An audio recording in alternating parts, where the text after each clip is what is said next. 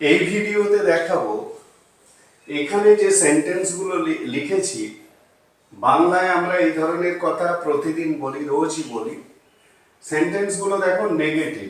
আমরা একটা চাকরি ছাড়া আর কিছু চাই না, এটা ছাড়া আমার কাছে আর কিছু নেই, যুদ্ধ মানুষের মৃত্যু ছাড়া আর কিছু হয় না, যুদ্ধে মানুষের মৃত্যু ছাড়া আর কিছু হয় না, গরমটা কমা ছাড়া আর কিছু হয়নি। প্রত্যেকটাই নেগেটিভ, তোমরা নিশ্চয়ই বুঝতে পারছো।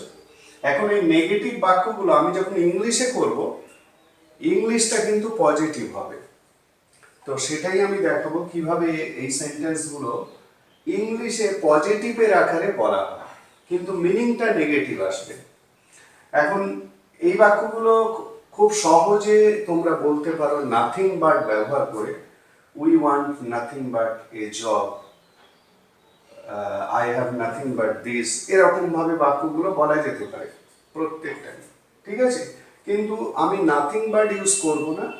ভিডিওটার মূল উদ্দেশ্য হলো নাথিং বাট ব্যবহার না করে অন্য কিভাবে এই বাক্যগুলোকে বলা যায়, একটা আলাদা স্ট্রাকচার কিভাবে তৈরি করে এই ধরনের বাক্যগুলো বলা যায়। এটা একটা ইংলিশ এনরিচমেন্টের জন্য, মানে ইংলিশটাকে আরো সমৃদ্ধ করার জন্য। তো শুরু করছি। এখানে দেখো, এখানে আমরা যে স্ট্রাকচারে ইংলিশটা বলবো সেটা হচ্ছে অলের একটা ইউজ, অল। তার মানে আমরা একটা চাকরি ছাড়া আর কিছু চাই না, তার মানে শুধু একটা চাকরি আমরা চাই। এখানে দেখেন যে আমরা চাই এইটার উপরে জোর দেয়া হচ্ছে, ঠিক আছে। আমরা চাই এইটার উপর জোর দেওয়া হচ্ছে।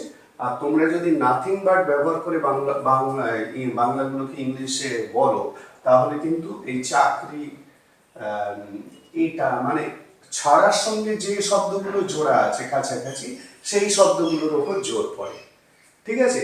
তো প্রত্যেকটা ক্ষেত্রেই আমরা কিন্তু জোরটা দিচ্ছি আমরা চাই এইরকম একটা কনটেক্সটের উপর। যাই হোক, তাহলে আমি অল ব্যবহার করে সেন্টেন্সগুলো বলবো। আমরা একটা চাকরি ছাড়া আর কিছু চাই না, তার মানে অল। দেখো অল, তার মানে শুধু যেটা চাই সেটা হলো চাকরি, এটাই হলো বাংলা, বা শুধু চাকরিটাই চাই।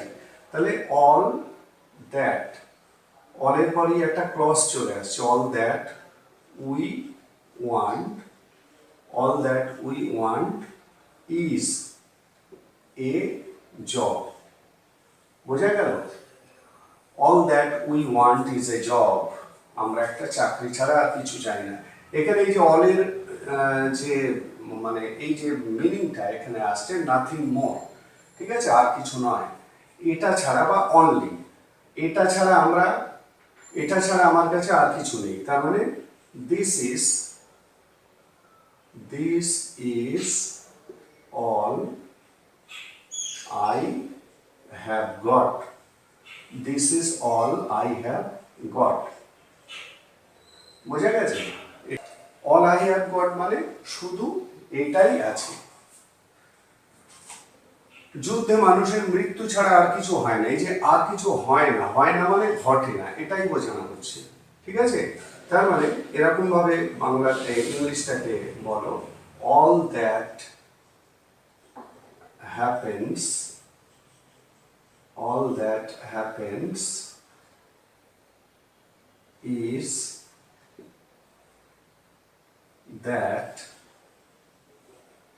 that men are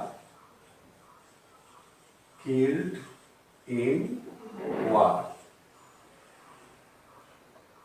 Men are killed in war.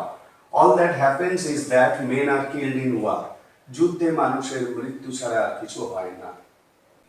বোঝা গেল? এই যে অল ব্যবহার করে কিন্তু আমরা নাথিং বাট দিয়ে যে বাক্যগুলো করা যায় সেগুলোকে করছি না, অল দিয়েই করছি। মানে সেন্টেন্সগুলোকে পজিটিভ রাখছি, ইংলিশ স্ট্রাকচার অনুযায়ী সেন্টেন্সগুলো পজিটিভ থাকছে। গরমটা কমা ছাড়া আর কিছু হয়নি, এটা পাস্টের উপর আছে, এটা যেমন প্রেজেন্টে হয় না, হ্যাপেন্স হয়নি, হ্যাপেন্ড হবে। এখানে আরেকটা জিনিস, এই যে হ্যাপেন, এই যে ভার্বটা ইউজ করা হয়েছে, এই জায়গায় তোমরা সেন্টেন্স অনুযায়ী অন্য ভার্বও ইউজ করতে পারো, অন্য কোনো টেন্সেও ইউজ করতে পারো, যে কোনো টেন্সে ইউজ করতে পারো। তাহলে গরমটা কমা ছাড়া আর কিছু হয়নি, তাহলে all that happened was that the temperature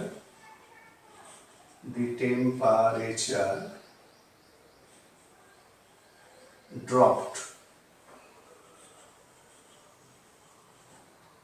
ঠিক আছে, all that happened was that the temperature dropped. তাহলে এই ভিডিওতে আমি যেটা শেখাতে চাইলাম সেটা হলো নেগেটিভ বাংলা কিন্তু পজিটিভ ইংলিশ। এটাকে নেগেটিভ টু নেগেটিভ মানে বাংলা নেগেটিভ ইংলিশও নেগেটিভ করা যেতে পারে নাথিং বাট ব্যবহার করে, কিন্তু আমরা ওইভাবে করছি না, আমরা একটা অন্য ওয়ার্ড ইউজ করে এই বাংলাগুলোকে ইংলিশে তৈরি করছি। তো সেটা হলো অল।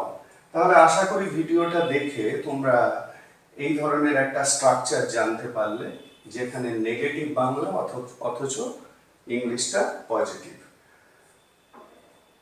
ঠিক আছে, তাহলে এখন থেকে এই ধরনের বাক্যগুলোকে এইভাবেও বলা শেখো।